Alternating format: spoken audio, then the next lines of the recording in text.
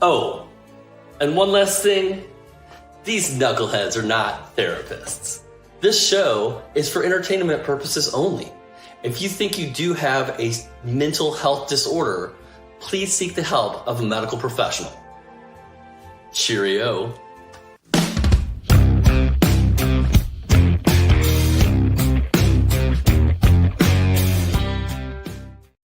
Nice. All right. Nice little intro there. Awesome. Last minute intro. That's great. Thanks. I see Jesse is late as normal. Oh yeah. On point. It's almost a tradition at this point. It is a tradition, man. All right, I have too many devices like pointed at. I'm trying to build up this whole deal, so I just have like lights and a camera and everything up here, so I can just sit down and film. And it's a lot going on behind the scenes, man. Yeah. Also, go ahead. Do you have the new desk done yet? Oh yeah. Nice. Yep. Yeah. Videos out on that. I just had all sorts of issues with that. Okay. I just had epoxy issues. I don't know if you saw, but like when I was doing the top coat of epoxy, I went back to kind of paint the edges to get them to not have the runs, you know? Yeah. The runs. And as I was painting them, what's up, Jesse? As I was painting them, I was holding the cup with the epoxy in my opposite hand, and I didn't realize it was just dripping all over my new, freshly finished top. So I ended up having to sand it back down and do another coat. This thing's got like 4 pounds of epoxy. I saw that. Yeah, I've never had good luck with doing a bar top epoxy pour without having the little drips afterwards to get rid of.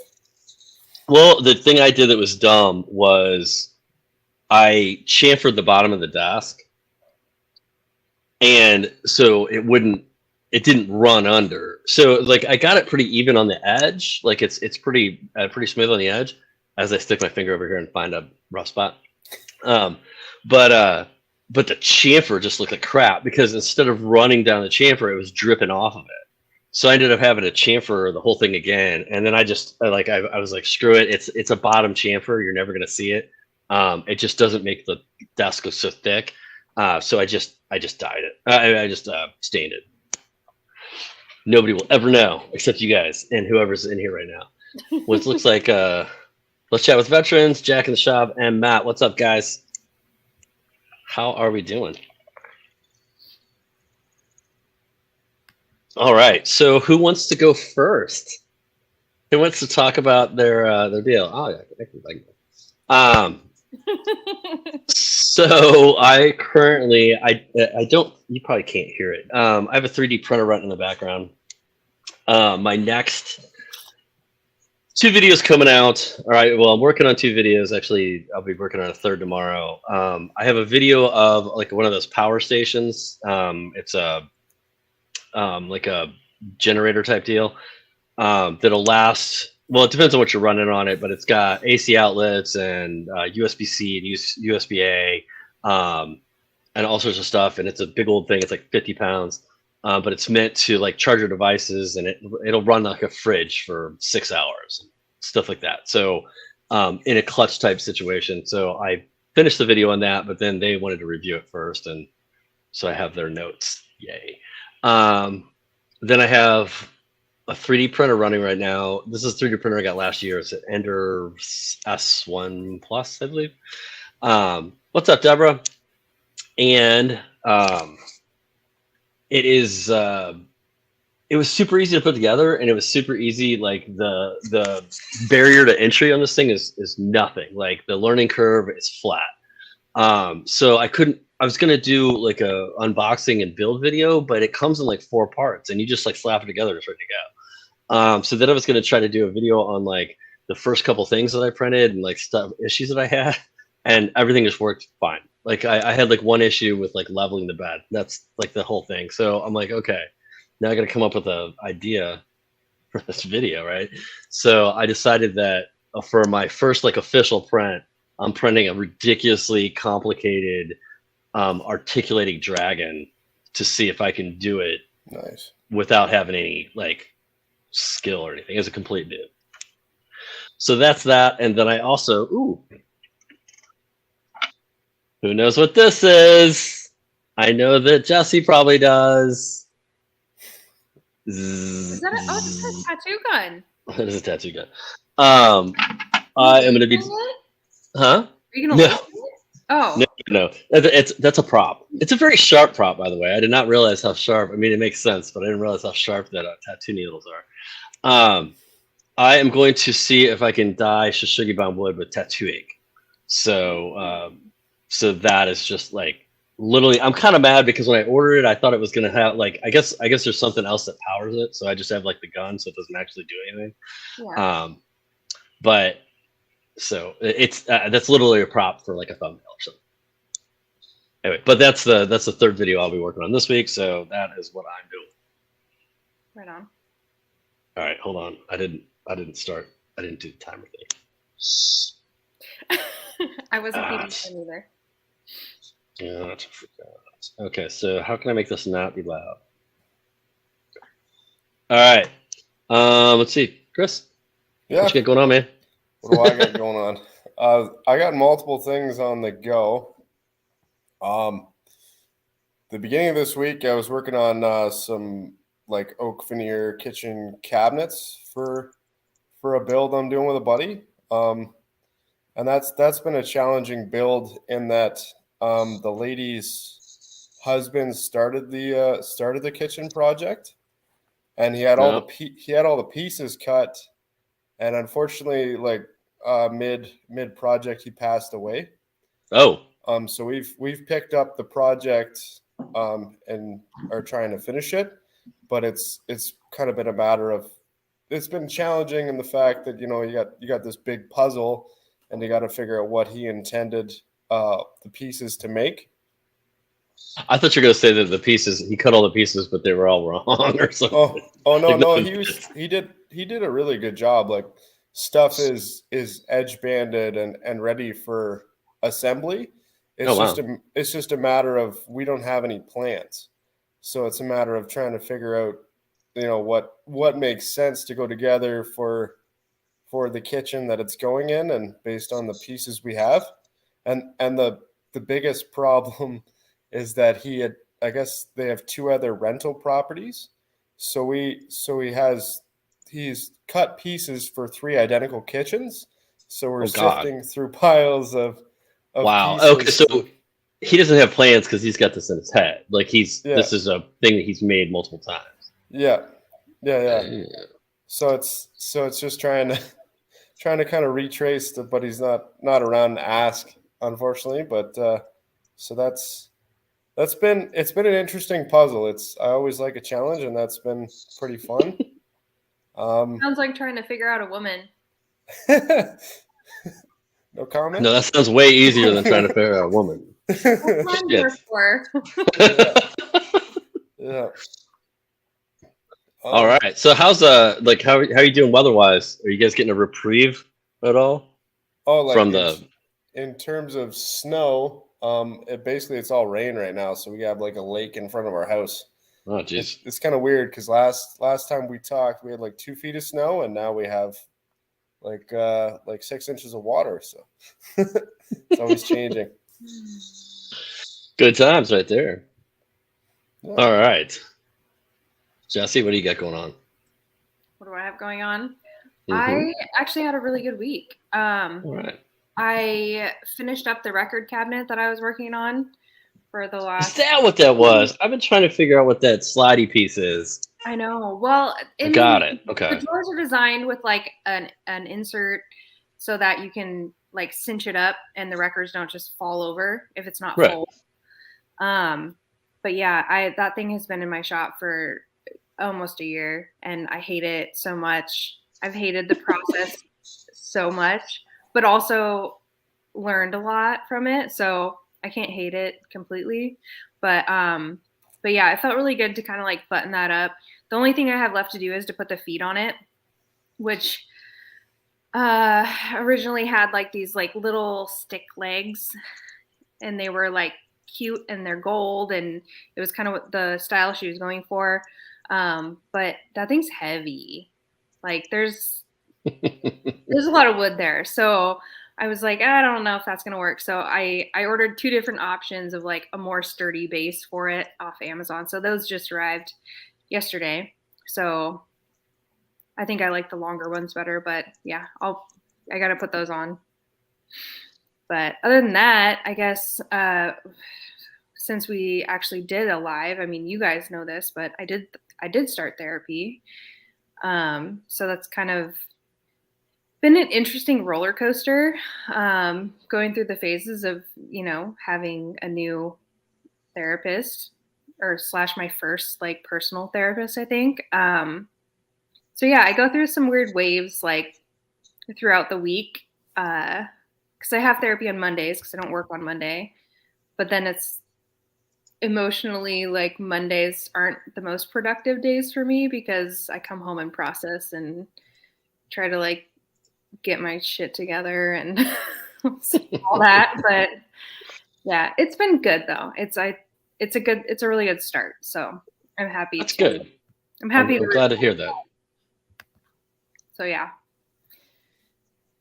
No, that's good because I just know a lot of people that they go and like I said, mine was like kind of a comedy of errors, but a lot of people go and they don't like their first therapist or they don't jive with their first person. Yeah.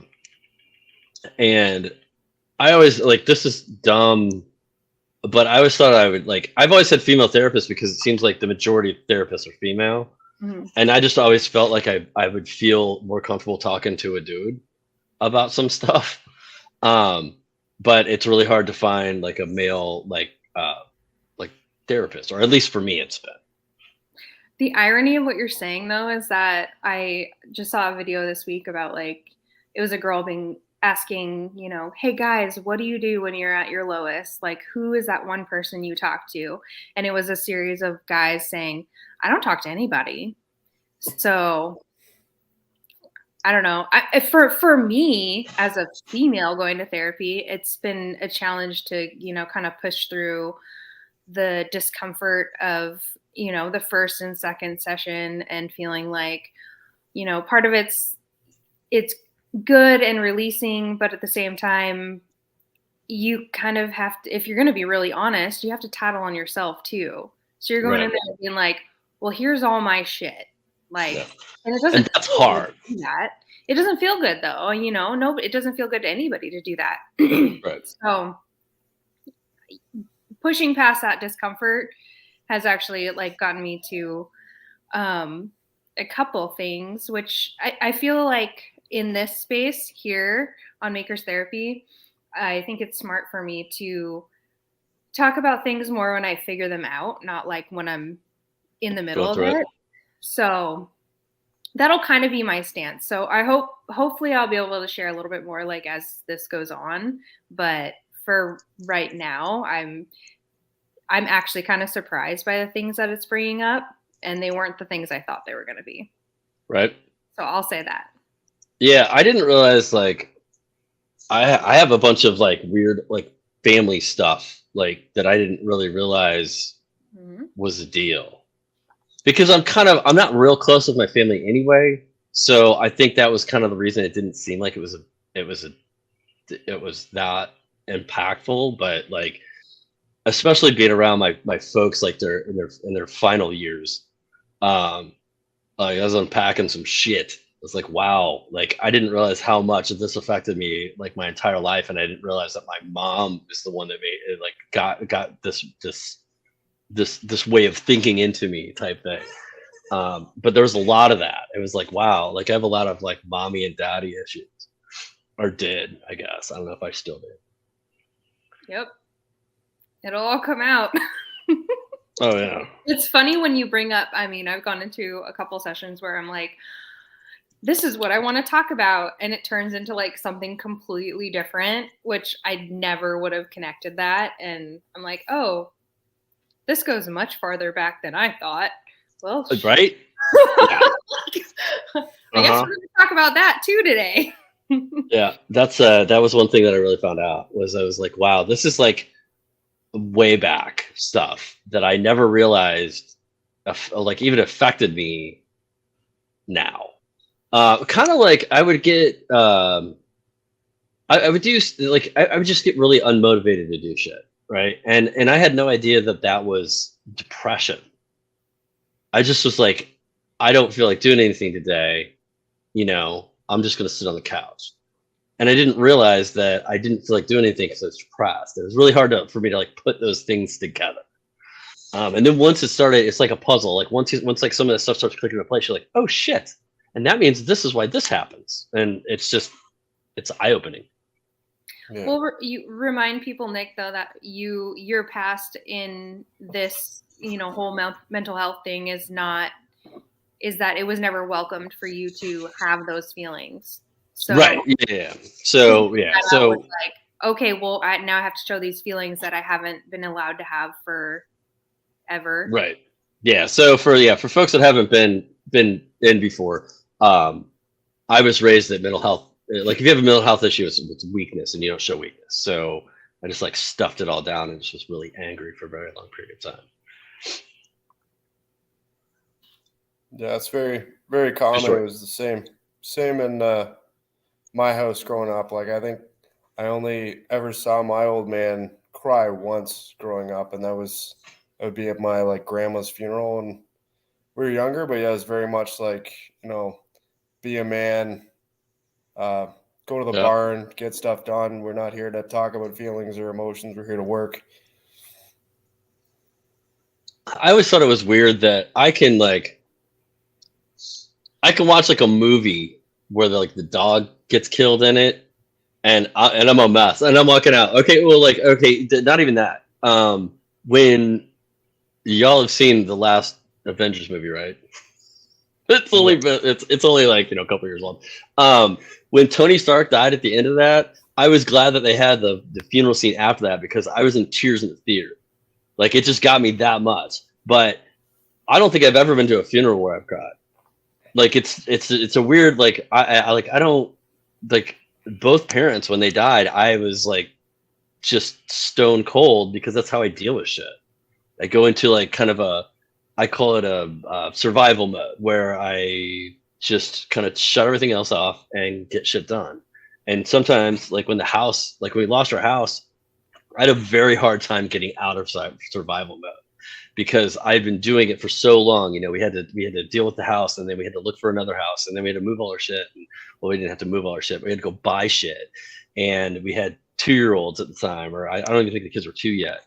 And it was so fucking overwhelming that like I had like kind of a form of PTSD from all of that, and I just kind of sucked it up and did my thing. And then like when my dad died, didn't cry at the funeral, nothing like that. And I was on the treadmill one day, fucking watching TV, cruising along, and I don't know what I still don't even remember what kind of like triggered, but man, I just started just bawling. I had to stop running and just like have a minute. And I have no idea why, like what had made it happen right then. But yeah, I've always been like that. My mom was like, she couldn't understand why I didn't cry at Dad's funeral and stuff like that. I'm like, I'm not built that way. Like probably because of you guys, because my whole family is very like, I don't want to say very emotional, but very thin-skinned, I guess. So I just grew up kind of being the one that had to take care of everything. Yeah. Anyway, I'm better now. Not really, but I'm more better than I was. I'm more better. Much more better. Much more better. We'll see what happens next. I was going through some photos because I still have all the photos of like. So when our house flooded, this is the last thing I'm going to say. I'm sorry. when our house flooded, I walked through 4 foot of water to our house to make sure that it was, because I didn't believe it. And I walked in, and I waded in, and I had water up to my chest at some points. I was watching those, and I was like, oh, I'm like, I can't believe that happened. Like it's so far gone now. And as I'm flipping through the pictures, I think I told you guys like a couple months before that, my parents' house burned down. And so I'm flipping through the pictures, and I fucking come across those pictures. And I'm like, oh my God. I'm like, do you realize that my parents' house burned down? They were, they moved into a hotel. And then a couple months later, our house flooded. Like we both lost an entire fucking house in a year. Crazy. Like, and I thought I was fine. I was not fine. That's the years of just like bottling everything up, though. Yeah. Oh, yeah. Oh, absolutely. But I just, I was like, well, this is, like, it's just kind of this is normal. Like, it's not normal, man. I'm like, there's people out there who don't see like a total loss of a house ever, Yeah. So I don't know. It's kind of trippy when you think about it, especially when you look back on it. All right, but we're not talking about me. We're talking about relationships, aren't we, Jesse? We are. Yeah. It's so funny. I posted a little like note today, and I was like, how do we feel about Valentine's Day? And the responses I got were all negative. Really? Every single one was people saying, I don't care about it. Like, we don't celebrate it. Like, it's, just a Hallmark holiday. It's this, it's that. Like, which that's how I feel too. So I'm totally on board with that. But yeah, we're coming up on a Hallmark holiday, which I think is a good thing to talk about. Especially since, it's everyone has a different reaction to it. It's kind of like the holiday season. We talked about that when I was trying to get into therapy, and it was like, oh, well, Thanksgiving and Christmas time can be hard for people. Well, so can Valentine's Day. Oh, yeah. If you're married and you have a spouse that isn't like meeting the expectation that you want, if you are, in a relationship, or if you're not in a relationship, that just makes it even harder to see, you hop on social media or something and you see a bunch of people getting roses and chocolates and all of this stuff, and you're not getting those things. That's crappy. Nobody wants that. And don't even get me started on the fact that like social media makes it 10 times worse, right? Because oh God, yeah. You're posting the roses that your husband got you. You're not talking about the fight you had 10 minutes ago, or something like that. Like everything's the best side of you, right? Yep, exactly. Yeah, that, and we talked about this a little bit between the three of us, but I mean, my core belief is that you think you should like show love when you want to show love, and show appreciation when you want to show appreciation. But damn it, if you're going to get me flowers on Valentine's Day, it better be something that is a annual that will come back next year. So I can plant it in my yard and have a pretty flower every year, not just this year. This is flowers. This is like one of those things that's like unexpected. Normally we do not go out for Valentine's Day, right? Because we just don't. Like, first of all, they have really good sales on meat around Valentine's Day. So I would much rather cook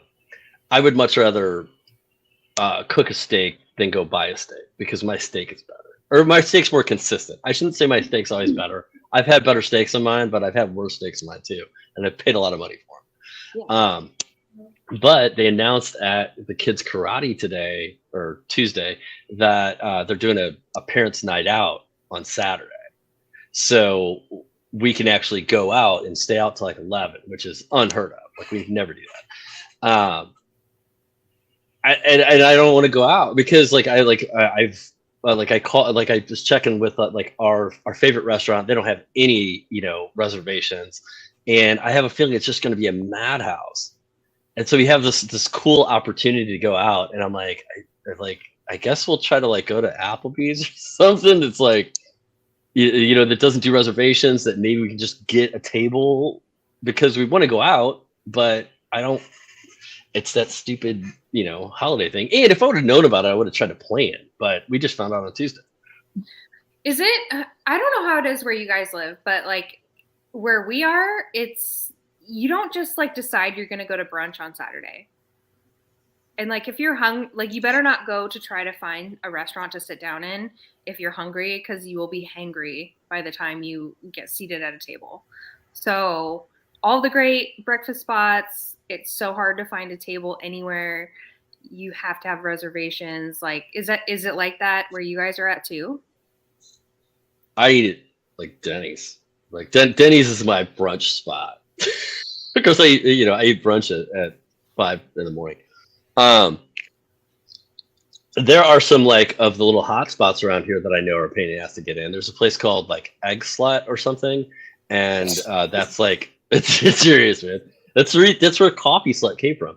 But it's called Egg Slut, and it's one of those places where everybody goes on like Sunday morning.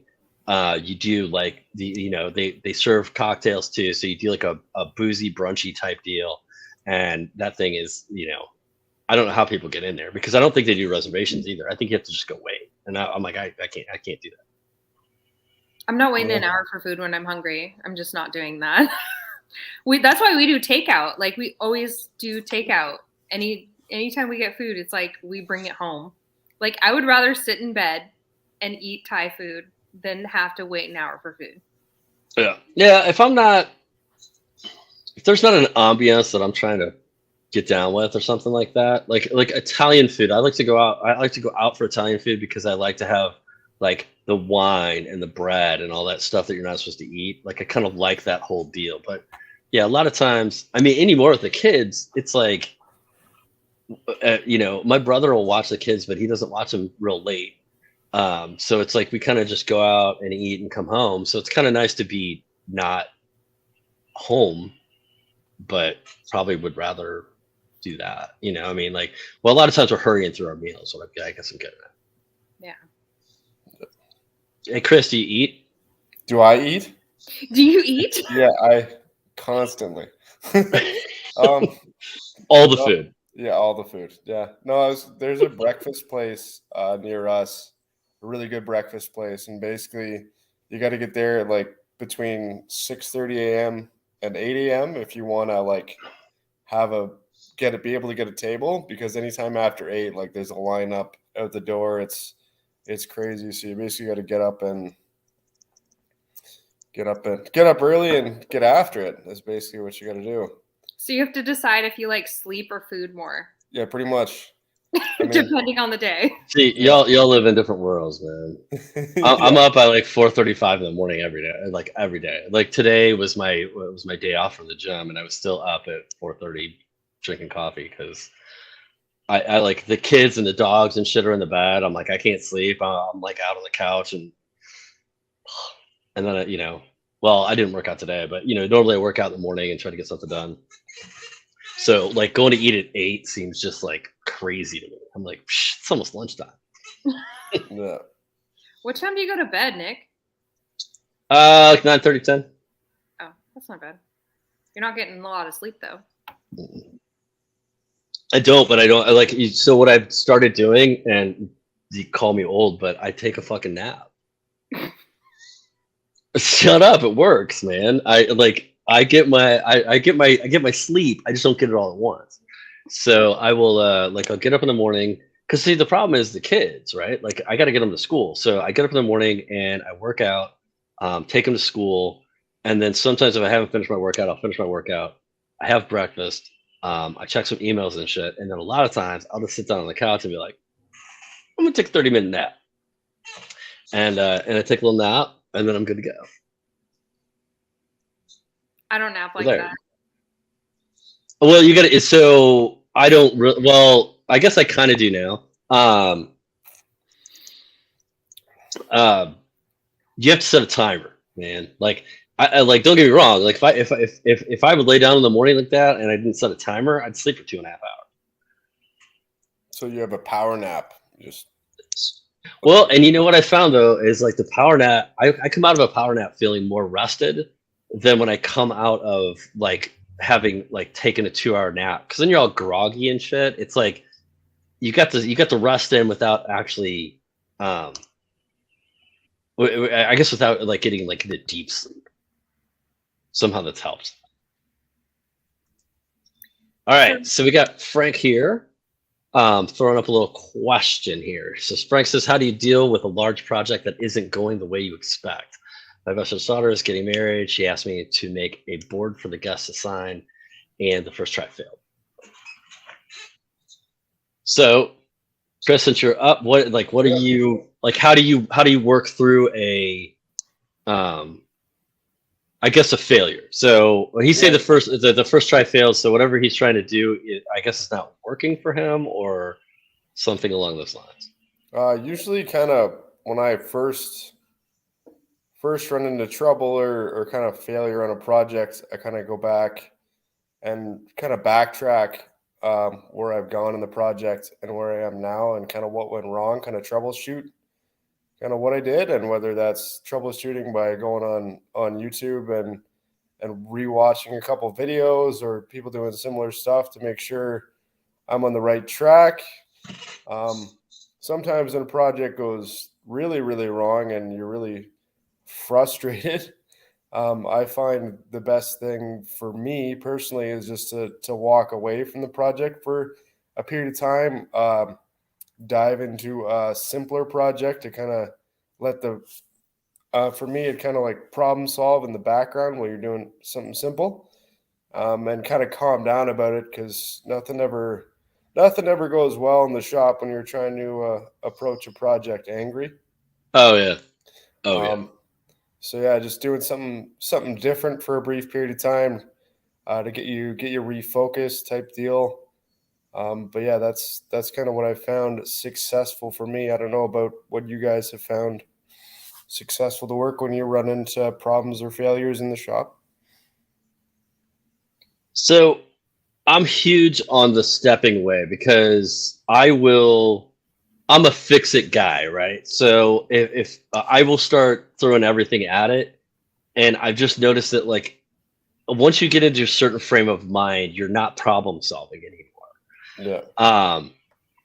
And I've noticed that stepping away and even like working on something else is great, but just like give it a day a lot of times, and like it's just crazy how the next day you'll wake up with like the solution just like right there. So that's that's the way I approach it most of the time. I mean, if I'm to the point where it sounds like Frank is, where he was like it failed and he was upset or he was frustrated, that's what I do. Jesse, what do you do? I would say phone a friend. I just sent that. I think, especially with like my current build, that cabinet stand, it was like everything I was doing was new. And so I was already researching stuff beforehand. I was talking to friends beforehand. I was getting like all of the information together, and still some of the stuff doesn't go as planned. But like Chris is saying, like there's points in a project where you need to walk away. Like you can't let it consume you. I always feel bad when I walk away from a project, because I'm like so frustrated with it, because I feel an obligation to finish that before I go on to like the next thing for the next customer.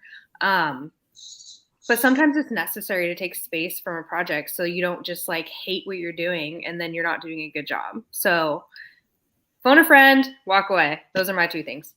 So, give me a second. And yeah, so let's see. I'm sorry. So like, I guess Frank's giving us a follow up here. By the way, chat is down with the nap, so you guys can just eat. I spent 2 days gluing up a board from a piece of tree from their family's yard, cut pieces on laser, and they disintegrated. Yeah, that's so. I don't know why they disintegrated, but that's one of those things that you got to walk away from. Something dies on the laser like that, and you can't put it back together. That is a walk away situation for me, because I did this on a live one night. We were trying to engrave this guy sent me his logo, and I was trying to engrave it on the laser, and I went from I went to do it and it didn't turn out right. So I did what I tell everybody not to do, and I just started guessing settings because I was frustrated. And like somebody even called me out. They weren't in the live, but like the next day when they watched it, they're like, "Why didn't you do what you tell everybody else to do and do like a speed and power grid?" And I'm like, "Well, because I was frustrated. If I would have walked away from that, I would have woken up the next day and been like, okay, listen, it's going to take me more time, but I'm going to run a speed and power grid and figure out what I'm doing." What it turned out I was doing was I was running a 20-watt laser, and the last time I'd done that project, I did it on a 10-watt laser. So my settings were way off. But yeah, that's, just that clarity that you can get from stepping away from the issue. And then, and honestly, speed and power grid might be what you want to do, Frank, just because if stuff's disintegrating, like something's a little off there. Something is probably wonky in setting.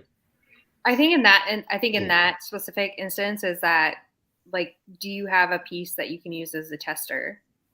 Right. So even if you know like the speed and power for a certain wood or like substrate or material, like have a little test piece and do a small test before you're engraving something that's like a family heirloom. You know what I mean? I have people get so angry with me because I intentionally don't share settings in laser videos unless I take the time to explain that this is on my unit and blah, blah, blah, and all this stuff. And people ask me in the comments, and I'm just like, it differs machine to machine. There's a reason that like if you watch most laser videos, unless you're talking about a specific laser, they don't give you settings, No, exactly. And people get really angry about that. And I'm like, it's because you don't want to put in the work. The work is you order an extra one and you run a speed and power grid. That's what you do. And I know people don't want to do that. And I get people all the time. And I get it. Like some people will contact me and they're like, "Hey, what settings did you use on this? I just want a jumping off point." And I'm like, well, that's fine. Because I got some new laser engravable plastic that's double-sided, and it's a whole big thing. But I have run speed and power. I've done everything. I cannot get my settings dialed in on that. I don't know what it is, but it's driving me insane. I've gone through like a sheet and a half of it, and I just cannot. The laser either doesn't cut all the way through the top coat, and I don't get the color underneath, or it engraves so deep in there that I can't clean it out. It's driving me insane. And like I contact the company, and the company that I got it from, they don't manufacture it. It's JDS. They just sell it for somebody else, so they don't know. And then like the settings they give me are, they're like, "Oh yeah, run it at 100% speed." I'm like, my 100% speed is infinite. It's as fast as a machine will go. You know what I mean? Like they're doing it on a different machine that has like some sort of weird thing. I go in inches per second.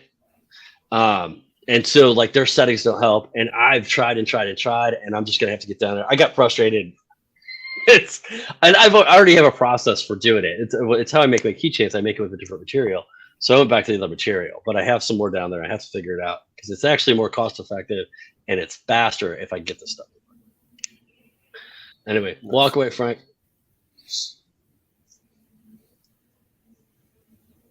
All right, I like this one. I just want to throw this one up here. Jeffrey says, after the failure, ask yourself what is required, what part of it caused the failure. And I had one of these where it took me a long time to figure this out. I was making a concealment flag and put it together, and I put the drawer slides in there. And if you go to pull it open, it catches like halfway through. And I squared the thing and everything, and I just jacked around with it, and I could not figure out what was wrong. And what it was when I was checking square, I was checking square on the front of the cabinet part, and it was a little out of square in the back of the cabinet. And I wasn't checking back there because I was like, well, the hinges, the drawer slides on the front. But just that little twist in there was causing the slider to stick. Anyway, so yeah, I mean, always like try to back it up too and figure out, why did those pieces disintegrate? Like what exactly went wrong?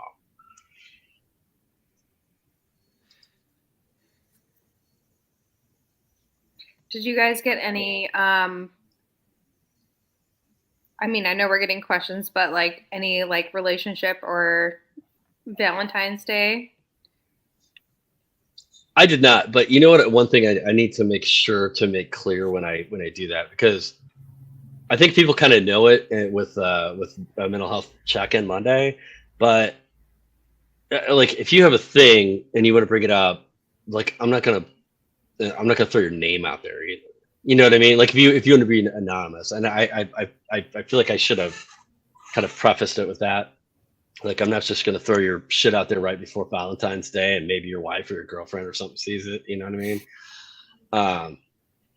But I did not get anything. Like our intro video. Did you play that before I got here? Yeah. You did? Intro, baby. Leave it to me. No, that. Huh? I said, leave it to me to be late to everything. What? You were late, were you? No, I was an hour early last week, so. Let's see. Let's grab this guy here. How do you guys address people pleasing as a business shop and in a relationship? Like people like it, but it's going to cost me everything. I don't like people pleasing. So I'm going to tell you something that I have to bite the bullet on every day.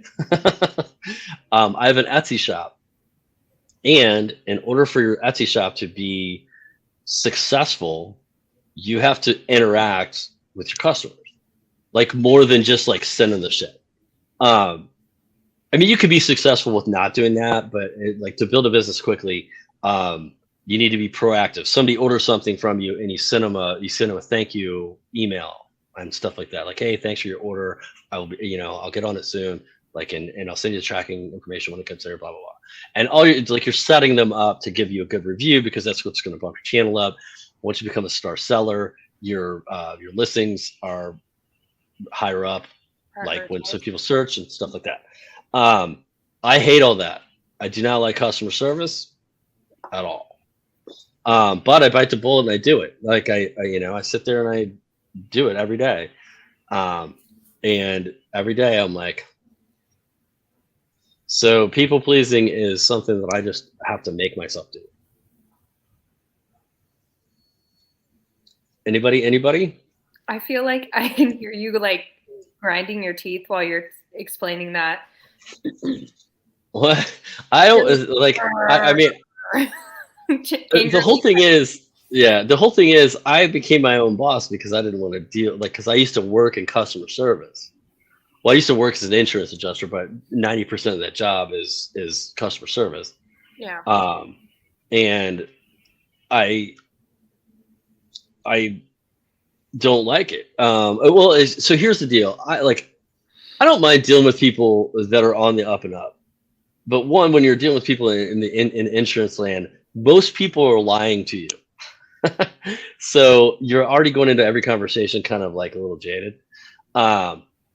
But I don't like when people are blatantly lying to me.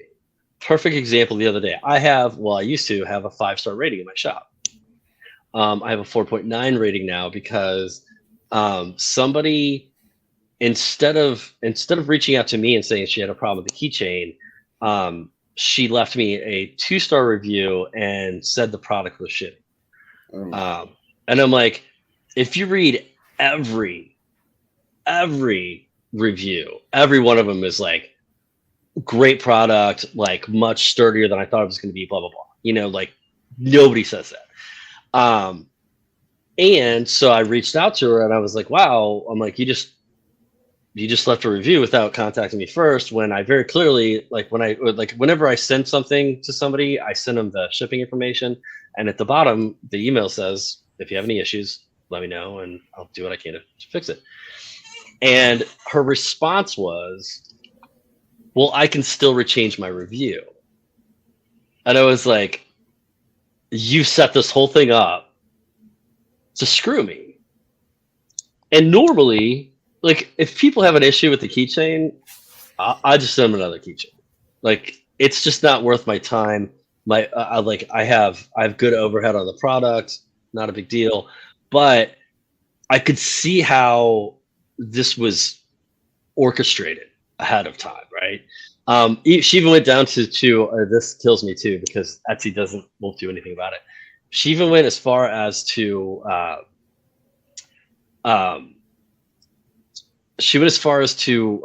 blur the keychain a little bit to say that it wasn't in focus, basically. Like, it wasn't as clear as it was in the picture. And I'm like, I used to work in graphic design. I grab her picture, I pull it up, I blow it up really big, and I can see all the pixel distortion where she's gone in there and used some sort of blur tool to do it. So it's not even really blurry. So now I'm just mad because I can't really prove it.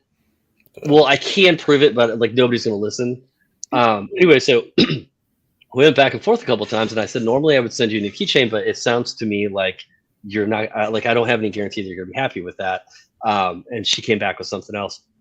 And so I just refunded her money. It's a keychain. Like, it's a keychain. I just refunded her money. I was like, excuse me. I'm like, I don't deal with you anymore. I didn't say that, but I'm like, I refunded her money. After I refunded her money, she went in, she changed the review to a 1-star review and talked about how much of an asshole I was. I'm like, it was so set up from the beginning. Huh? I mean, you can be an asshole. Oh no, I absolutely can. But the thing is, like, she got the side of me. See, like, when she started in with like, the customer is always right, I'm like, no. See, the people that say that are fucking around. Yeah, it's a necessary evil to keep people happy, customers happy, anyways. Though, because like, especially for around here, for my business, it's like word of mouth primarily. So if I'm not, you got to be careful how you word stuff. Like, I get people ask me if I can build, I mentioned before, send me a picture from IKEA, say, can you build this for cheaper? And although I want to tell that person off and say, like, don't waste my fucking time, you got to treat them with respect and dignity, because you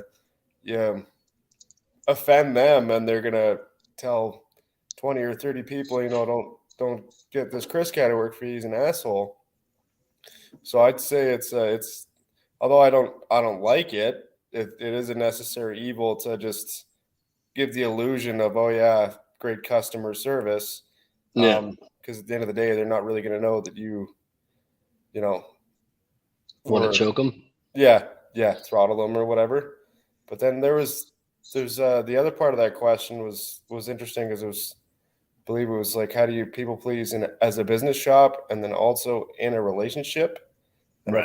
I feel like that's a much different question.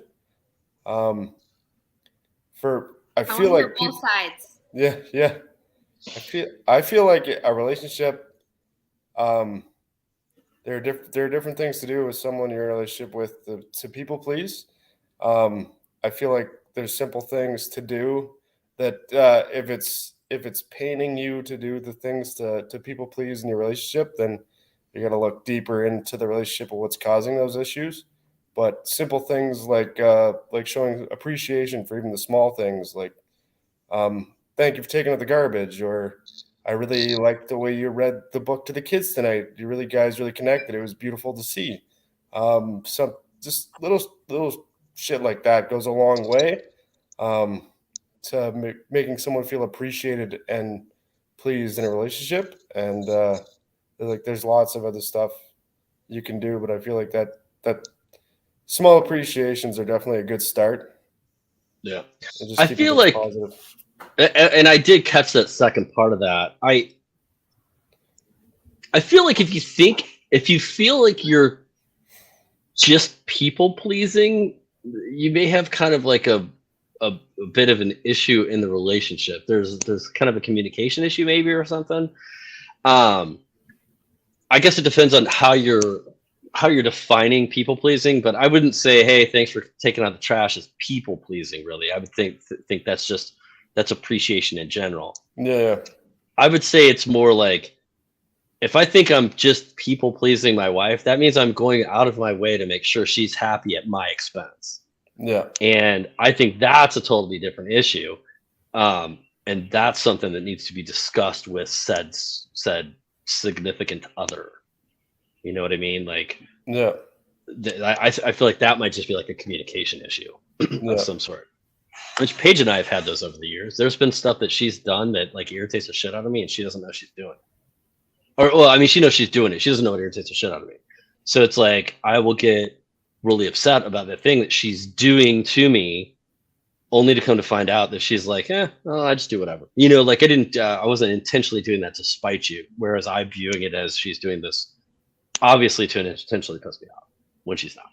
Yeah. I think every relationship, though, it comes down to like the balance of things, and you know, both parties need to feel appreciated in different aspects. I know, like in my relationship, it ebbs and flows. Of like when I have the time and energy to do more, and when I don't, and I mean that goes back to like communication and being able to communicate that you're in a certain place, but I don't know. It's just like mutual respect and communication and a balance. Like sometimes I have 20% to give when I come home from work, and that means that he has to pick up 80%, and that's fine. But we have to tell each other where we're at to be able to, you know, pick up that slack.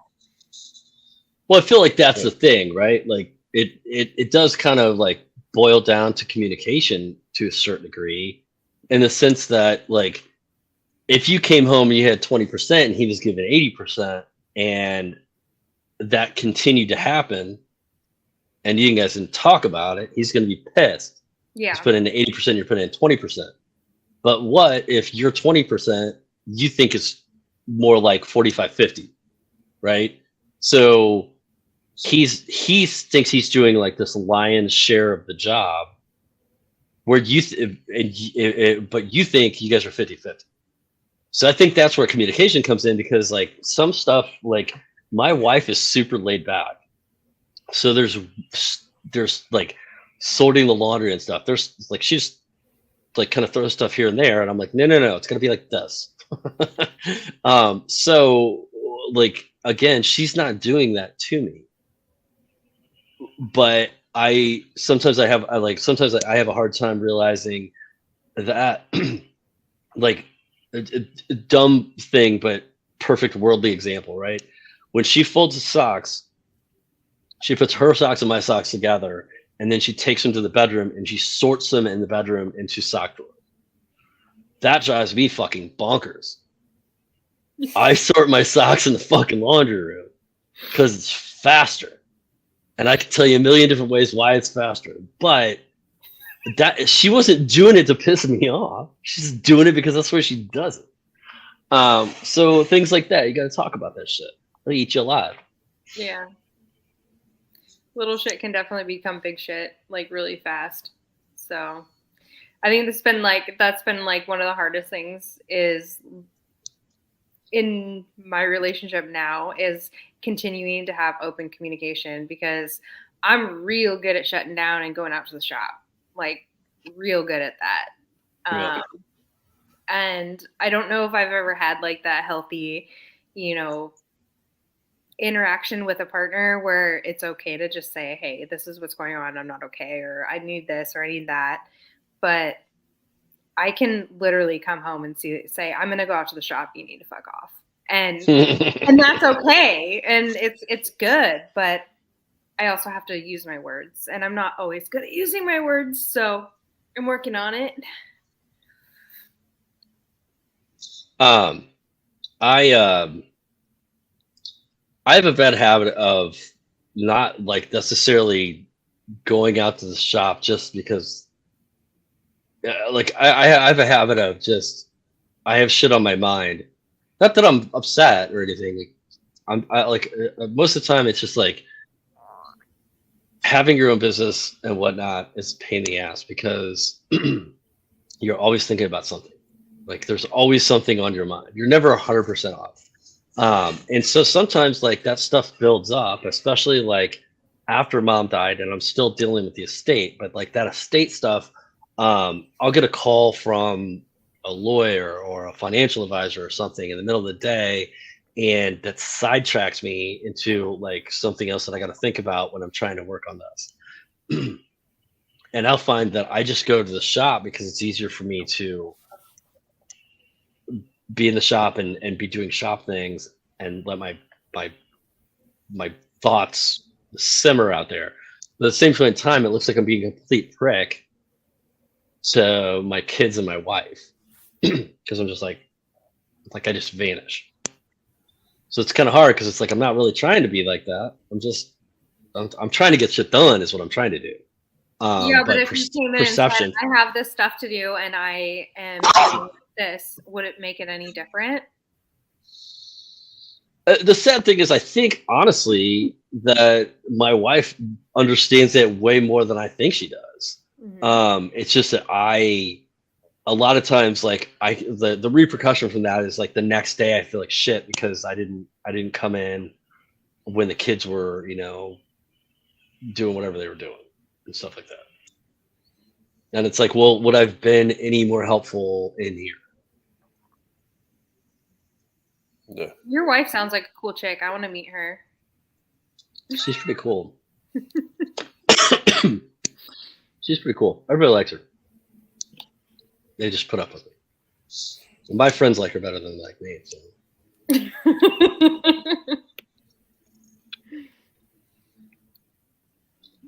Oh. All right. Let's see. I'm sorry. I'm reading, guys. I'm over here reading, and Jesse's harassing me. Okay. I'm not harassing. Yeah. All right. Congratulations, Jack. That's awesome. Sorry, I'm like dying. My cough is like been totally gone. Like 5 minutes before I come up here, I'm like phlegm monster. I'm like, what the hell? Sorry. I like what the Clark Shack said. Clack. The Clack Shack. The Clack Shack. Clack Shack. I like what he said. Stress has to decompression? Yeah. Stress has to exit. The shop is my decompression zone also. I think that's great. I think everybody needs an outlet. It's really healthy to have a good outlet. But communication still. I mean. No, I totally agree. I think everybody should. And I found my peace in the shop, like I found my happy place or whatever. But you need to I feel like you also need to check in with other people and make sure they understand what's going through your head. Yeah. So what have you guys found to be a good tool for resolving conflict in your relationships? Jesse's laughing. Communication. What? But heat of the moment, you guys are yelling at each other, you're screaming at each other, like that. Yes, that's communication, but how do you move forward from this conflict, or how do you resolve this? That's more the question. Communication all day, every day, but what do you do? What have you found to be best to move forward from a conflict? Other than are there steps you take in the moment, when you're both escalated? Do you say, all right? Do you get to a point where you go, all right, we need to walk away from this and come back, talk about it tomorrow, or with calmer heads to resolve the issue, or what do you do when you're in the heat of it?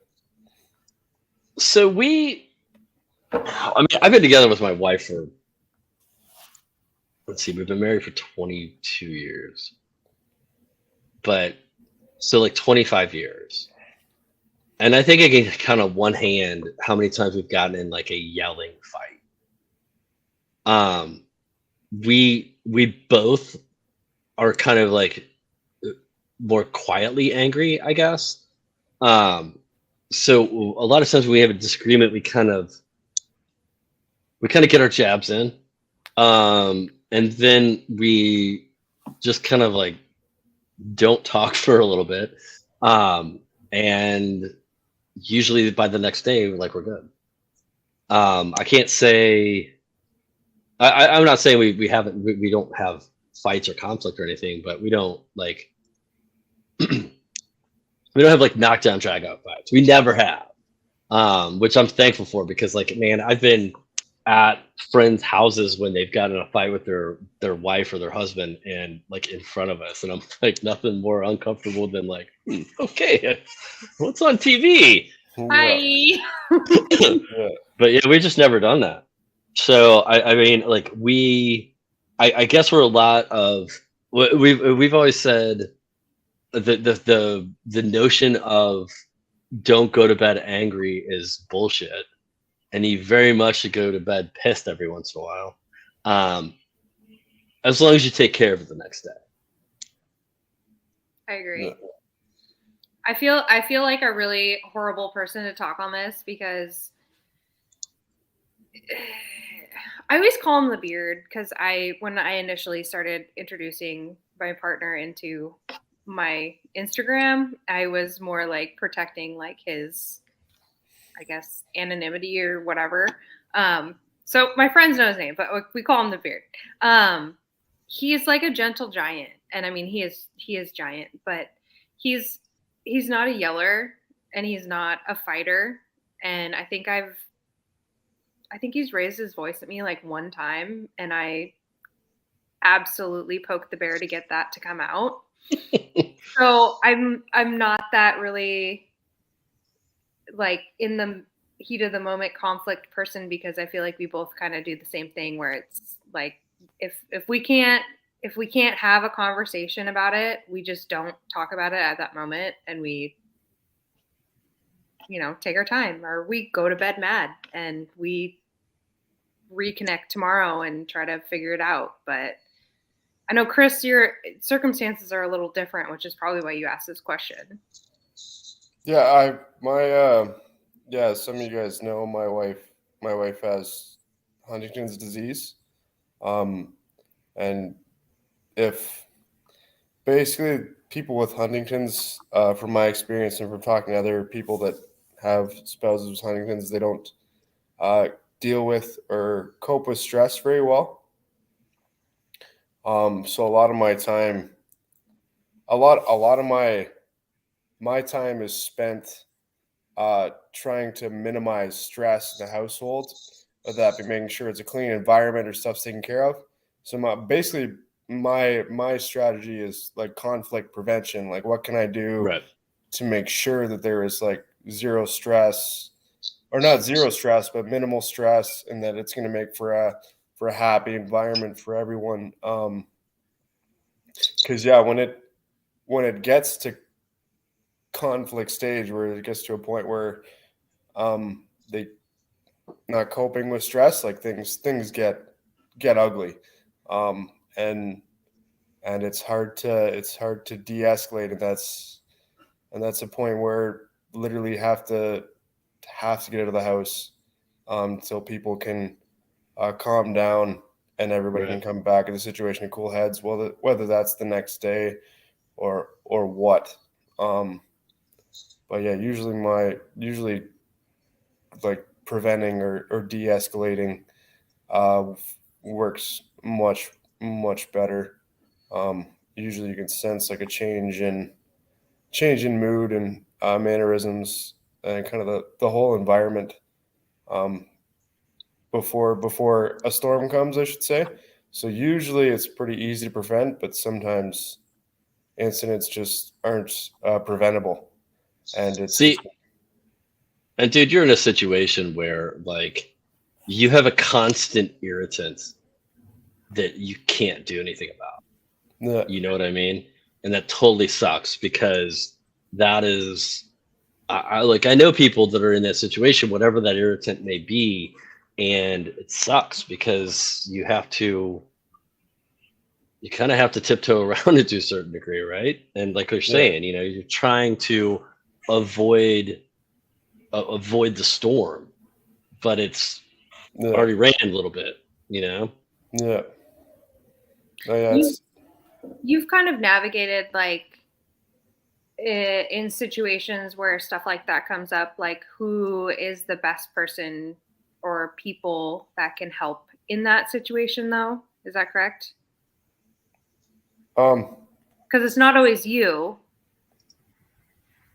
No, it's not always me. So there's different things that have kind of been implemented to help out. Like I have my parents that live fairly close, so that if things get stressful, you know, parents could take the kids, or different things could be done to minimize stress. But yeah, and then I have a couple people that have lived through, like my mother-in-law has lived through living with Huntington, so I have people I can talk to that have been through similar circumstances or very similar circumstances. But yeah, it's still. I was talking about this the other day to somebody, and it's one thing because when I started dating my wife, found out that she had the potential to have Huntington's later on in life. Never dreamt it would be this early, in life. But basically, it's one thing to read about it when you're like, oh yeah, you have Huntington's disease, the potential, and you sit down and you read it, and it's like symptoms could include, and I guess you look at it with some optimism. It's like, oh yeah, it can't be that bad, or it won't be us. So it's much different to live it, for sure, than just to see it on paper. Because I still don't think because when I talk to some people about some of the issues and complications, they look at me like, that can't be real. That doesn't make sense. Like, oh, okay. Nice. But I see that this question from Frank Taylor. Nice last name. I just want to throw it up there because like this is a good question. Like, like what do you do for you, dude? So Frank, I have people that I talk to, like Nick and Jesse here, and basically my shop is also my outlet. That's where I feel free because I can be creative in a low stress environment, and like I have the privilege. I get to work with friends at my shop. So I have a guy that I work with there for Shop Dog Vans, and his dog is there every day, who I get to play fetch with and pet and have fun. So I get all the fun of a therapy pet without any of the vet bills, which is amazing. Pet more dogs, dude. I'm telling you. Yeah. So I do have a good support network, and I definitely love going to the shop. But that's kind of what I do for me, and then I do have some other people who I meet with. One of them being my pastor that helps me work through some of my own personal mental health issues as well on a deeper level. Nice. Yeah. I like it. Yeah. You do. I like that we got you to like drag a little bit more out of Chris tonight. It's the whiskey. No, it's good though. I'm glad that you're talking, and I think it can be really helpful for people to. I mean, people may not be living with a wife that has Huntington's disease or a husband that has it, but I think sharing those struggles can be really helpful to other people. So. Yeah, no, I hope that someone is helped by it, or knows at least that they're not alone in their struggle, because that was, for me initially, that was the big thing, is thinking that I was alone or going insane, until you talk to other people with similar experiences, and then you know that you're not alone. So that was probably the most helpful thing, is to know that, you know, you're not alone in your in your struggle? There is one thing that it wasn't related to this episode, so I kind of forgot about it. But somebody did email me 2 or 3 weeks ago and was talking about, there's a term for it in the military, or I guess like post-military, but it's like buddy check-ins, but they don't call it that. They call it something else. And it's like literally just checking in on your friends to make sure they're okay. Chris and I do this quite a bit. But he was saying, man, like, you know, people that you know, especially if they are in a bad place, like that could mean the like, you know, that could be night and day to them. So always check in with your buddies, especially if you know if your buddies are going through some shit. Can I add to that too? Is there is a very large majority of people that will not say, I'm not okay. So if you notice just like differences with people's behavior, whether it's like a social media friend or somebody that you talk to frequently and you're not seeing them post, or you're not getting text from them, or you're not like, check in with your people, because if they're acting different, if your friendship feels different, like that's probably a sign that they maybe need a little support and aren't asking for it. So that's my 2 cents. Yeah.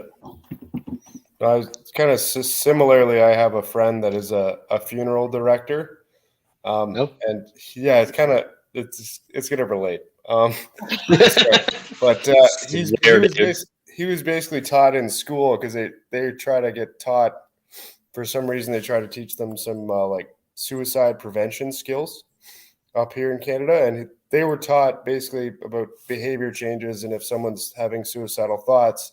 And the one thing they were taught is if someone's been like sad or really upset for a period of time, but all of a sudden they become really happy, that you need to be really on the watch. Yeah, it's bad. Trying to take their own life because they're being happy from this thought of closure because they have a solution to Can I move us around? Oh, look at that. It's like Brady Bunch and shit. Woohoo! Yeah. But yeah, yeah, well, so I've heard that, so you get really happy because you've kind of made peace with everything, right? Like you've a lot of times it's people have like made sure that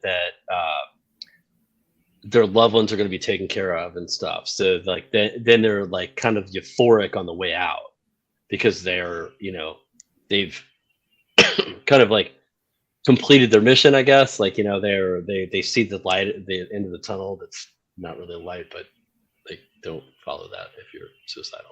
It's bad. But yeah, I have heard that like, yeah, if they get all happy go lucky all of a sudden, it's like, whoa. Yeah. Are you on shrooms? Yeah, but always good to watch out for signs and behaviors of your friends, or change in behavior of your friends. Yeah. So Scott was maybe it was called a buddy check.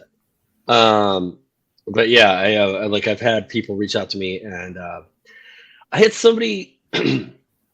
I get the problem I have is when people reach out to me. This is not a problem. I'm trying to, like, as far as like trying to relate it to here.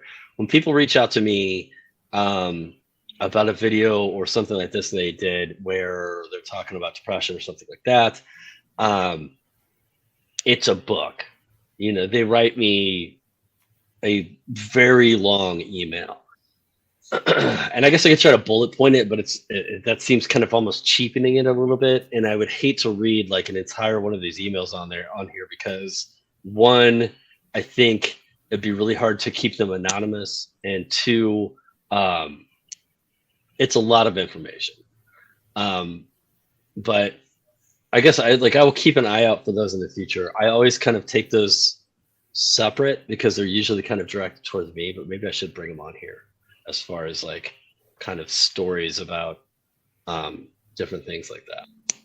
I agree. I think the anonymity is like a really big part of that. And that's, you know, part of why a lot of people don't share their feelings or their, you know, innermost thoughts is because they feel like they're going to be shamed for it. So I guess if you did get an email like that, it might be okay to just say, hey, is it okay if I share this minus names or specific places and things like that? And then just open it for conversation, and people in the chat can talk about it. We can talk about it. Again, we're not professionals, but we've all been through therapy and are still working on it. I believe the term is knuckleheads. Knuckleheads. We're knuckleheads. It's true. Yeah. We're gonna run that. We're running that bad boy real quick before we fade out, just so everybody gets to see it. Because apparently Justin didn't get to see it. Wait, what? Oh, hello there, and welcome to Maker's Therapy. Your session will begin soon. Enjoy. Oh, and one last thing. These knuckleheads are not therapists. This show is for entertainment purposes only. If you think you do have a mental health disorder, please seek the help of a medical professional. Cheerio.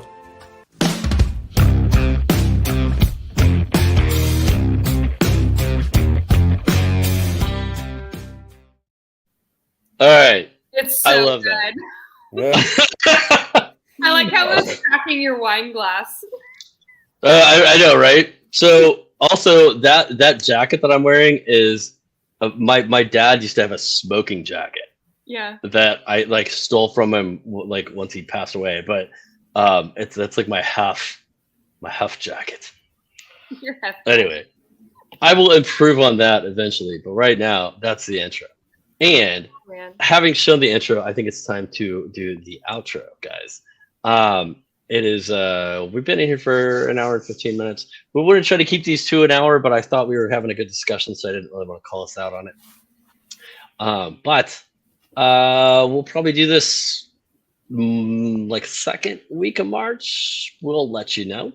And I'm not sure what our topic will be yet, but I'm sure the three of us will figure it out and let you know.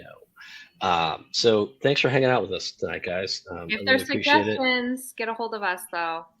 Yeah, absolutely. You can DM any one of us. You can email me at nick@build.build.com.